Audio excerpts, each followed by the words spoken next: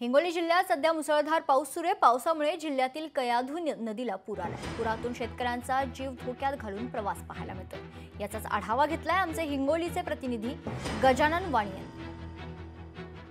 हिंगोली जिल्ह्यामध्ये रात्रीपासून मुसळधार पाऊस पडतोय। हिंगोली शहरासह अनेक भागामध्ये रात्रीपासून मुसळधार पावसाला सुरुवात झालेली आहे आणि पडत असलेल्या पावसामुळे अनेक नदी नाल्यांसह महत्त्वाच्या नद्या ज्या नद्यांना पूर आल्याचं पाहायला मिळतं। सध्या हिंगोलीच्या समगा ते हिंगोली या बघू शकता की ही कयाधू नदी आहे आणि नदीला मध्यरात्रीपासून जे आहे ते अशाच प्रकारे पाणी वाहत आहे। संपूर्ण नदी जे आहे ते तुरुंग भरून वाहत आहे।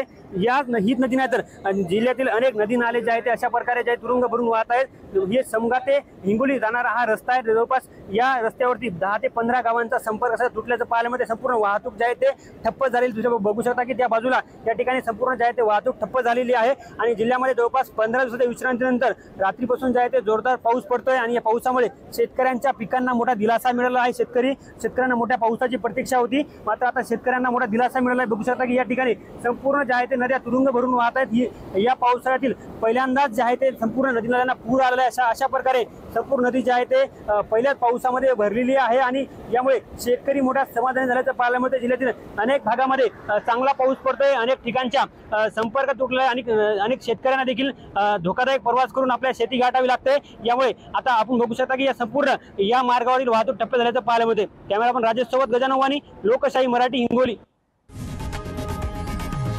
लोकशाही मराठी ऐका, पहा, जागरूक रहा।